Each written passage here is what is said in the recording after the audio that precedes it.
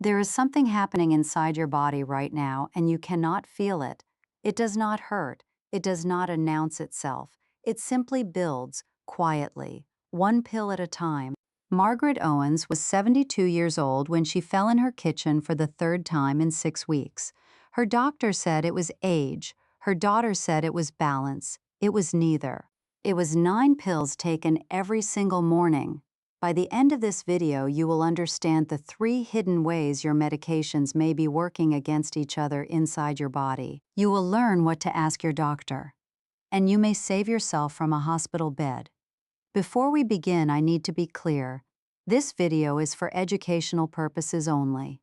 Individual results vary based on your specific health conditions and medications.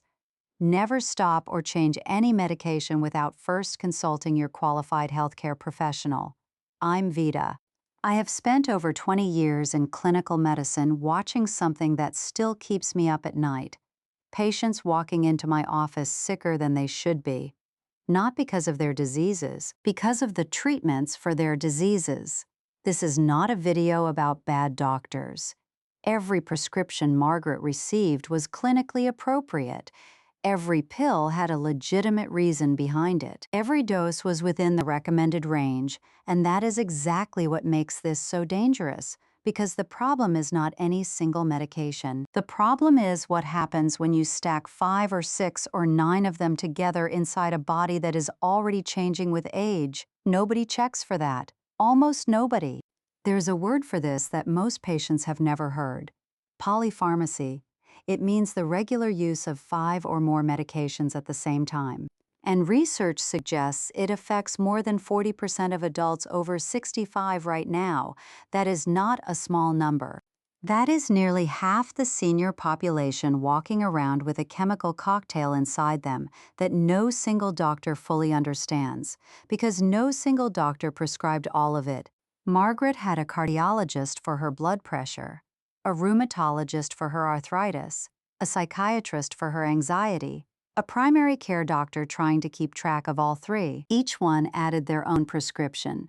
None of them checked the full picture. Her morning routine looked like this: a blood pressure pill, a statin for cholesterol, an anti-inflammatory for joint pain, a proton pump inhibitor for the stomach damage caused by the anti-inflammatory, a benzodiazepine for anxiety, a sleep aid because the anxiety pill stopped working at night, then a calcium supplement because her doctor heard her bones were thinning, a vitamin D pill to help absorb the calcium, and an antihistamine for seasonal allergies that she had been taking since her 50s without anyone ever questioning whether she still needed it. 9 medications, each one prescribed by a qualified physician, each one with published evidence supporting its use. And together they were slowly dismantling her ability to stand up straight, think clearly, and sleep through the night without confusion. Margaret did not know any of this. She trusted her doctors. She took her pills at the same time every morning with a glass of water and a piece of toast. She thought she was doing everything right. She was. And that is the confession I need to make. The system is not built to catch this. When I trained in medical school, we learned pharmacology drug by drug. We memorized side effects. We memorized dosages.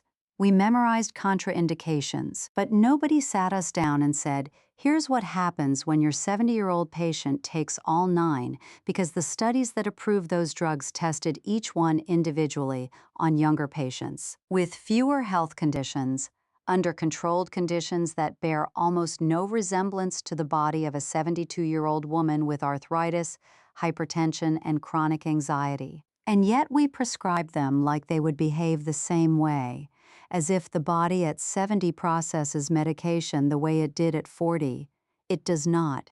And that biological truth is the first mechanism I need you to understand. Your liver at 70 is not the liver you had at 40.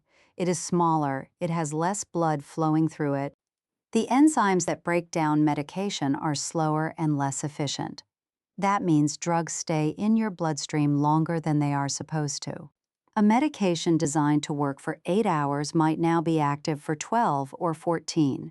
And if you take another dose before the first one has fully cleared your system, you're not taking the prescribed amount anymore.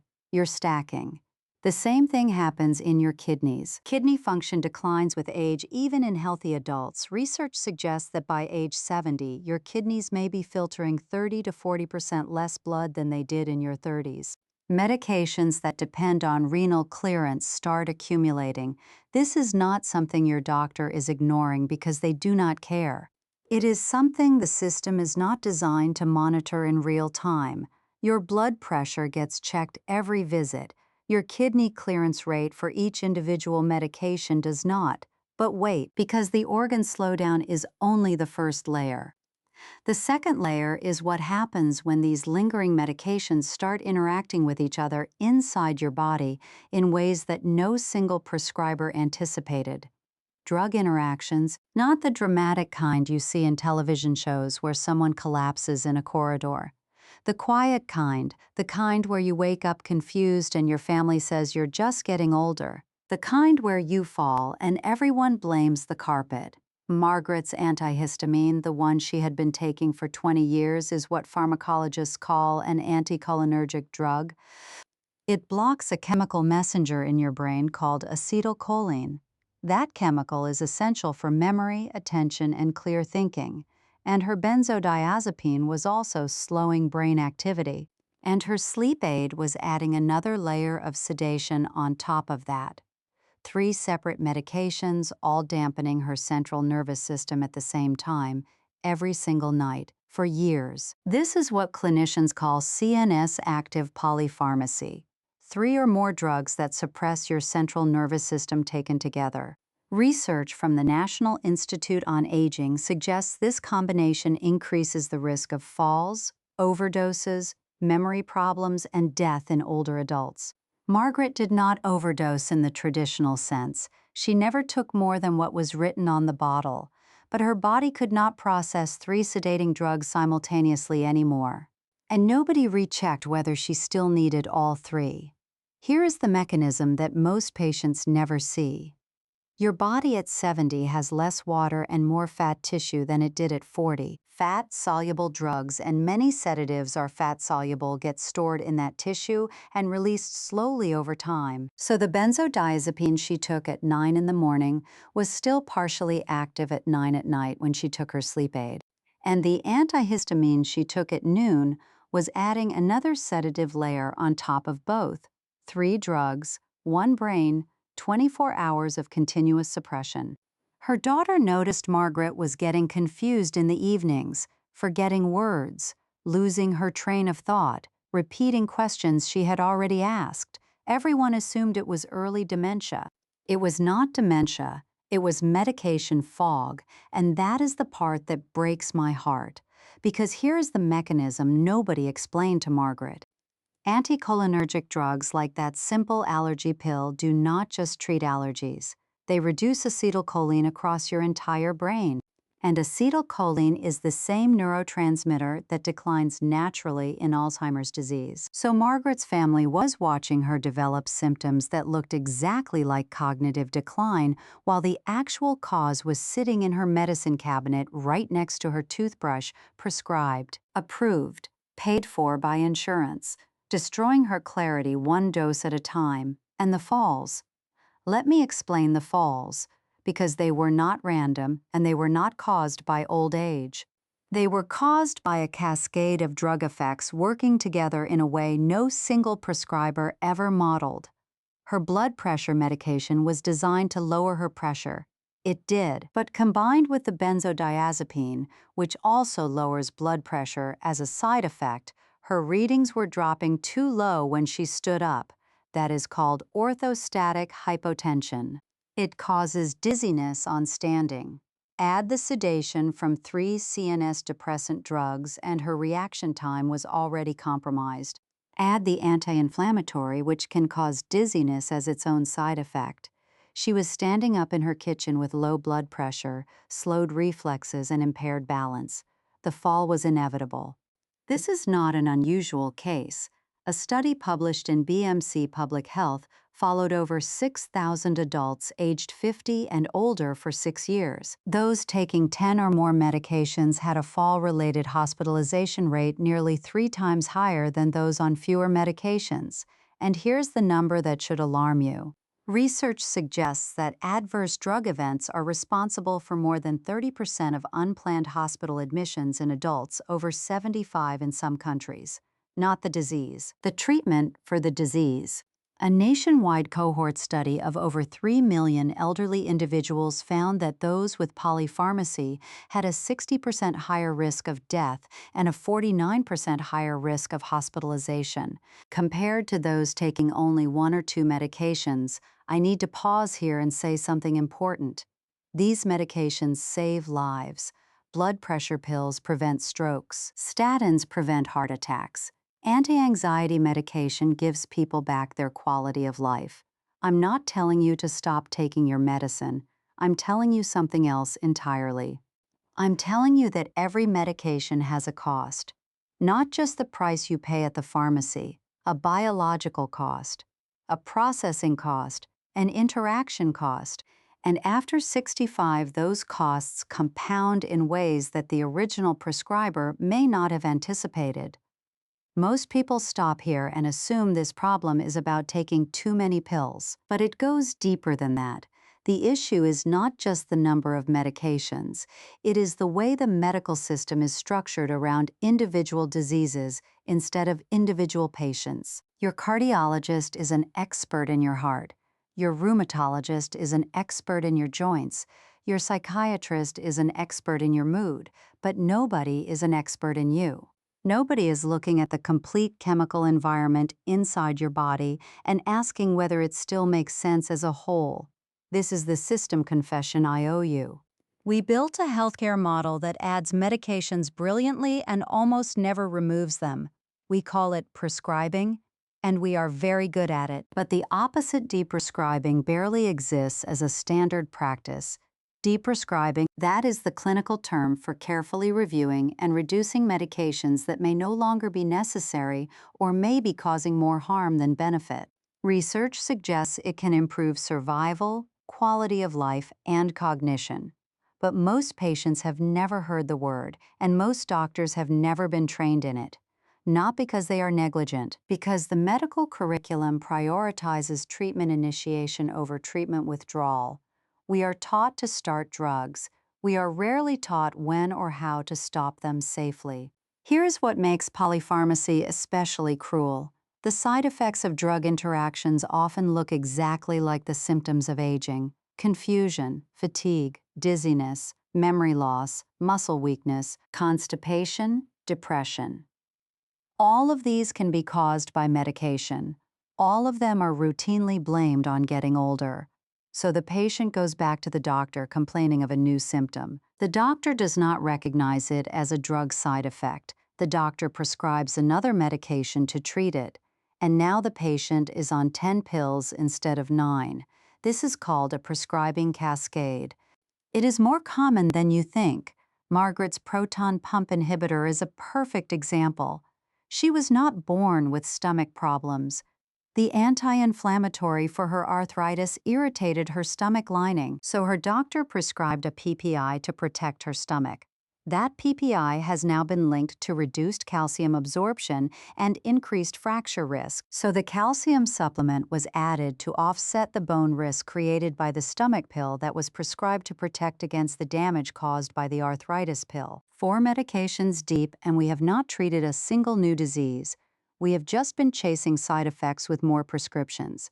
If this sounds absurd, it is because it is absurd. But it is also standard practice.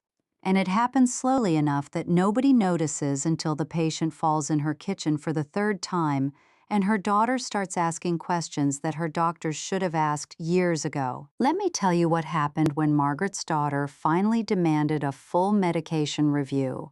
A geriatrician, a doctor specializing in elderly care, sat down with Margaret's complete list: 9 medications, 3 prescribing doctors, 0 coordination between them. The geriatrician identified 4 medications that were either no longer necessary, duplicating effects, or interacting with each other in harmful ways. The antihistamine Margaret had been taking for 20 years had never been reassessed. Her allergies had resolved a decade ago. Nobody checked. The benzodiazepine she was prescribed in her 50s for a period of acute anxiety had never been tapered. It was simply renewed every 3 months by her primary care doctor as a repeat prescription. For 17 years, despite clinical guidelines recommending benzodiazepines be used short-term only.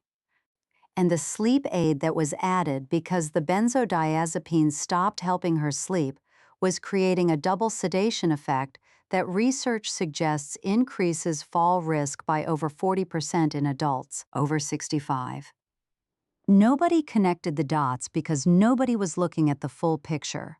The geriatrician began a slow, careful deprescribing process, not stopping everything at once. That can be dangerous, but gradually tapering the medications that were causing more harm than benefit, one at a time over several months, with close monitoring at every step. Within 3 months, Margaret stopped falling. Her daughter reported that the evening confusion disappeared almost entirely. Margaret herself said something that still stays with me. She said, "I feel like someone turned the lights back on inside my head." This is not an isolated miracle. A published case report documented a patient whose cognitive scores improved measurably after medication reduction. Orientation improved, attention improved, walking ability improved, activities of daily living improved. All from removing pills, not adding them. Research from New Zealand found that deprescribing sedative and anticholinergic drugs significantly reduced the number of falls experienced per patient, not just one fall prevented, multiple falls. The cascade of injury, hospital admission, rehabilitation, and lost independence interrupted by removing a prescription.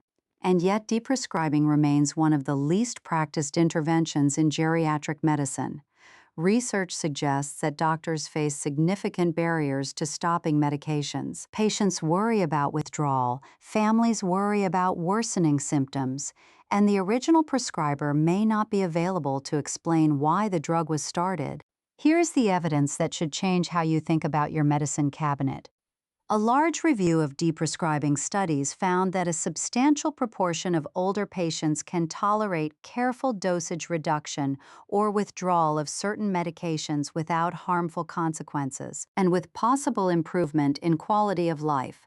Let me give you the data that matters most.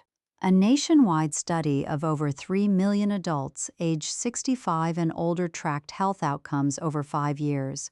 Nearly 47% of participants were on 5 or more medications. 67% were hospitalized during the study period. 15% died. The adjusted risk of death for those with polypharmacy was 60% higher than those on 1 or 2 medications, even after accounting for the severity of their underlying diseases.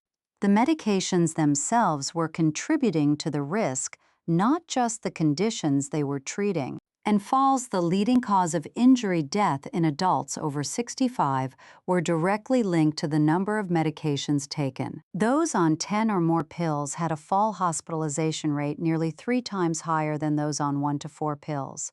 3 times. From the same person taking the same medications prescribed by the same system. This is not about blaming individual doctors. I need you to hear that clearly. This is about a system that was never designed to track the cumulative chemical burden inside one patient's body across multiple specialists over multiple decades. Think about it. Your cardiologist sees you for 15 minutes every 6 months. Your rheumatologist sees you for 15 minutes every 3 months. Your psychiatrist sees you for 30 minutes once a quarter. Each one reviews their own prescription in isolation. Nobody reviews the whole list. There is no automatic alert system in most healthcare settings that flags when a patient crosses from 4 medications to 5. No red light that says this person is now in the polypharmacy zone and needs a comprehensive review. It just happens quietly, prescription by prescription, year by year. But here is something most people do not realize. There is a class of drugs hiding in almost every medicine cabinet that is doing more damage to older brains than most people know. Anticholinergic drugs, and you may be taking one right now without knowing what it does beyond treating your symptoms. Anticholinergic drugs include common over-the-counter medications, some antihistamines, some bladder control pills, some antidepressants, some anti-nausea drugs. They are everywhere, and they all share one feature. They block acetylcholine, the neurotransmitter your brain needs for memory and learning. In younger adults, the brain compensates for this blockage relatively well, but in adults over 65, the brain is already producing less acetylcholine naturally. Adding a drug that further suppresses it creates a deficit that manifests as confusion, forgetfulness, and impaired decision-making. And here's the part that should genuinely alarm you. Long-term use of anticholinergic drugs has been associated in multiple studies with increased dementia risk. Not just temporary confusion while taking the pill, potentially lasting cognitive damage that persists even after the medication is stopped.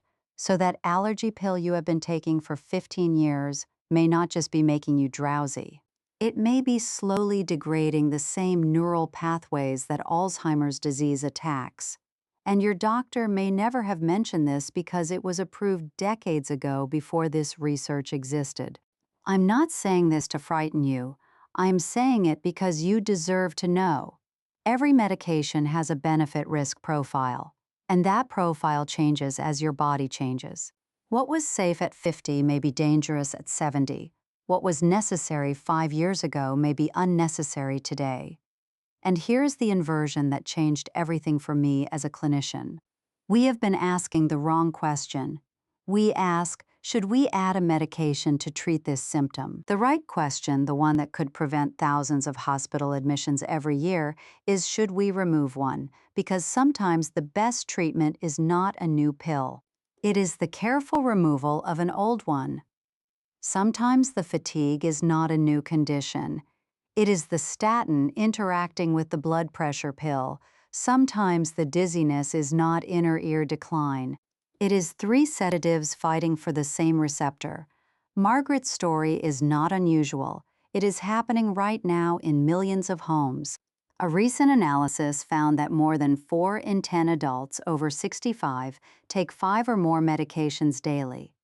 That number rises sharply in care homes, and the older you get, the higher it climbs. So what can you actually do about this? Because I know that telling you the problem without giving you tools is not good enough. You deserve a protocol, not a prescription. A set of questions you can bring to your next doctor's appointment that could change the trajectory of your health. Question 1. Ask your doctor for a comprehensive medication review, not a prescription refill, a full review. Bring every bottle, every supplement, every over-the-counter pill you take, including the ones you buy at the supermarket. Put them all on the table and say, I want you to look at everything together. This is important because research suggests that pharmacists can also play a protective role. A short consultation with a pharmacist who reviews your full medication list has been shown in some studies to reduce the harmful effects of polypharmacy, especially for patients at risk of falls or cognitive decline. Question 2. Ask your doctor whether each medication is still necessary, not whether it was appropriate when it was first prescribed, whether it is still appropriate now. Given your current age, your current kidney function, your current combination of other drugs, things change, prescriptions should change with them. Question 3. Ask specifically about anticholinergic burden. Use that phrase. Anticholinergic burden. It refers to the cumulative effect of all drugs you take that block acetylcholine. Your doctor can check whether any of your medications appear on the Beers criteria list of potentially inappropriate drugs for older adults. The Beers criteria was developed by the American Geriatric Society specifically to identify medications that may be risky for seniors. It is updated regularly, and yet many patients have never heard of it. If your medication appears on that list, it does not automatically mean you should stop it, but it means the conversation needs to happen. Question 4. Ask about deprescribing. Say the word out loud in your doctor's office. I would like to discuss deprescribing, because research suggests that when patients actively raise this topic, doctors are more likely to consider it. The conversation changes when the patient initiates it. Deprescribing does not mean stopping everything. It means reviewing everything, identifying what is still needed, identifying what may be causing harm, and developing a plan with your doctor to slowly taper or remove medications that are no longer serving you, under medical supervision, always under medical supervision. Question 5. Ask whether any of your current symptoms could be side effects of your medications rather than new conditions. This one question alone could prevent a prescribing cascade. That dizziness may not need a new pill. It may need the removal of an existing one. If you're watching this and you recognize yourself in Margaret's story, I need you to know something. You're not too old to have this conversation. You're not being difficult by asking these questions, and you're not insulting your doctor by requesting a review. You are being responsible. You're being informed. And you may be protecting yourself from a hospital visit that nobody saw coming because everyone was looking at individual pills instead of the whole person standing in front of them. Here is one more thing most patients do not know. The Medicare Part D program now includes an annual out-of-pocket cap on prescription drug costs. This is a significant change that took effect recently. It means the financial pressure to keep filling every prescription without question may start to shift. But the financial cap does not solve the clinical problem. You can still be harmed by medications you're not paying much for. The cost that matters most is not the dollar amount on your pharmacy receipt. It is the biological cost your body is paying every single day to process chemicals it may no longer need. Let me tell you what Margaret's life looks like now. She is down from 9 medications to 5. Her geriatrician kept the blood pressure pill, the statin, the vitamin D, a lower dose anti-inflammatory, and one carefully chosen medication for occasional anxiety. The rest were removed over 6 months. She has not fallen in 14 months. Her daughter says the confusion is gone. Margaret reads novels again. She walks to the shops 3 times a week. She sleeps through the night without a sleep aid for the first time in a decade. Her words, not mine. I feel like I woke up. If this information matters to you, then I need you to do something for me. Subscribe to this channel, not because I'm asking for numbers, because every week I share information that the medical system is not designed to give you in a 15-minute appointment. And this is too important to miss.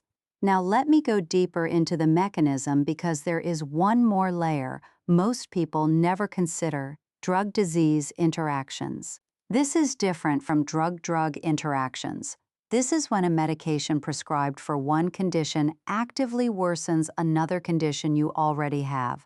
A common example: non-steroidal anti-inflammatory drugs, the kind millions of seniors take for arthritis pain, can raise blood pressure. So the patient takes an NSAID for joint pain and then needs a higher dose of their blood pressure medication to compensate. The anti-inflammatory is fighting the antihypertensive inside the same body. Another example: beta blockers prescribed for heart conditions can mask the symptoms of low blood sugar in diabetic patients. So a diabetic senior on a beta blocker may not feel the warning signs of hypoglycemia, the sweating, the racing heart, until it becomes a medical emergency. These are not rare edge cases. These are common combinations in common patients taking commonly prescribed drugs, and the interactions are well documented in the medical literature.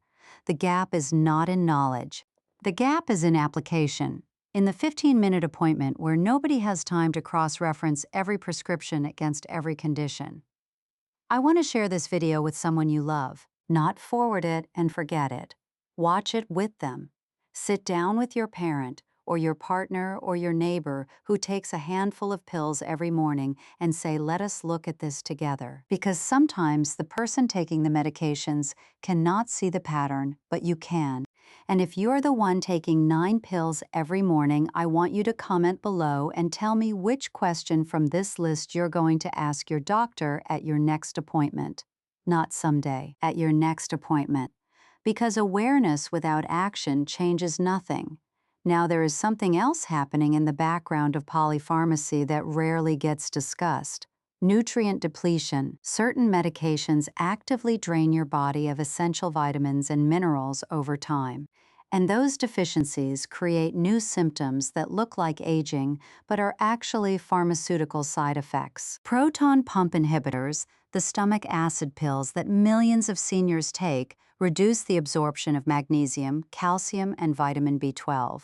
Magnesium deficiency causes muscle cramps, fatigue, and heart rhythm irregularities. B12 deficiency causes nerve damage, memory problems, and balance issues. Statins, the cholesterol drugs, have been associated with reduced levels of coenzyme Q10, which your cells need to produce energy. Some patients on statins report muscle pain and weakness that disappears when CoQ10 is supplemented.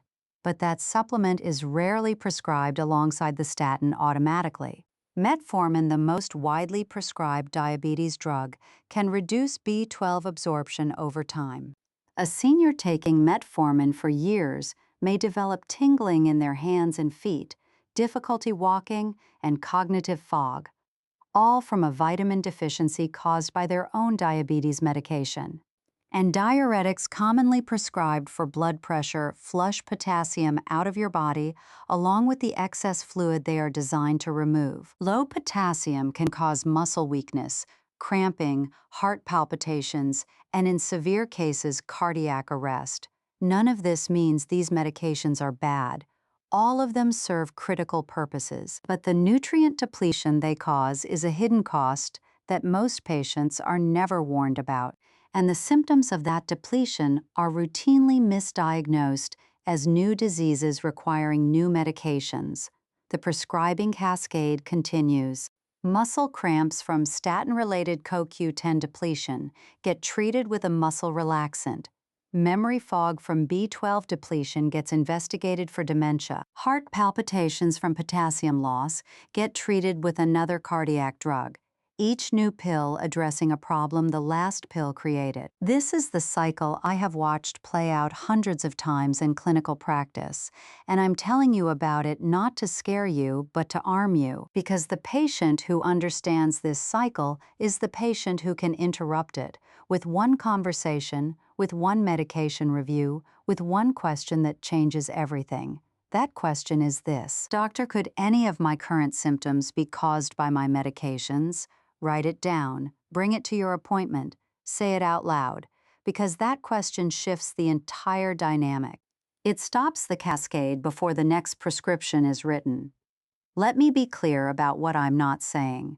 I'm not saying stop your medications. I'm not saying doctors are trying to harm you. I'm not saying modern medicine is broken. I'm saying that the system has a blind spot. And that blind spot is the gap between the pill you take and the body that processes it. Polypharmacy is not a conspiracy. It is a consequence of a system that incentivizes treatment initiation over treatment review. A system where adding a drug takes 5 minutes and reviewing whether 9 of them still belong together takes an hour nobody has. That is why you need to be the one who asks, because nobody else in the system is being paid to ask that question for you. And the answer could be the difference between falling in your kitchen and walking to the shops 3 times a week. Here is my final warning, and I say this as someone who has prescribed thousands of medications in her career. The pill that helped you at 55 may be hurting you at 75. The combination that was safe when you were on 3 drugs may be dangerous now that you're on 8. Your body is not the same body it was when those prescriptions were first written. Your liver is slower. Your kidneys are filtering less. Your brain has less acetylcholine to spare, and every single one of those changes affects how your medications behave inside you. But here's the truth that gives me hope. Research suggests that when patients and doctors work together to review and reduce unnecessary medications, the results can be remarkable. Fewer falls, clearer thinking, better sleep, more independence. Sometimes from removing just 1 or 2 drugs, Margaret did not need a miracle. She needed a conversation. She needed one doctor to sit down with her complete medication list and ask the question that nobody had asked in 17 years. Does she still need all of this? You deserve that conversation too. You deserve a doctor who looks at you as a whole person and not as a collection of conditions, each requiring its own prescription. And if your current doctor does not offer that review, then you have every right to request one. I want to remind you again that this video is for educational purposes only. The research discussed here represents general findings and may not apply to your specific situation. Please consult your qualified healthcare provider before making any changes to your medication routine. Your doctor knows your individual health history, but you know something your doctor may not. You know how you feel every morning after you swallow those pills. You know whether the fog is getting thicker. You know whether your balance is getting worse. You know whether the pills that were supposed to help are actually helping anymore. That knowledge matters. That lived experience is medical data that belongs in the conversation. And you have every right to put it on the table next to the blood work and the scans and the prescription history and say, this is what is actually happening inside my body. Bring every pill bottle to your next appointment, every supplement, every over-the-counter drug. Put them on the desk and ask for a full review. Ask about anticholinergic burden. Ask about deprescribing. Ask whether your symptoms might be side effects. 5 questions that could change everything. Polypharmacy is not your fault. You did everything your doctors told you to do. You took every pill on time. You refilled every prescription on schedule. The system asked you to trust it, and you did. Now it is time to trust yourself enough to ask the question the system forgot to ask. Does she still need all of this? Does he still need all of this? Do I still need all of this? That is the question. And the answer might give you back years of clarity, stability, and independence that you thought you had already lost to age. You did not lose them to age. You may have lost them to the pills, and that is the confession this doctor needed to make. Thank you for watching. I will see you in the next one.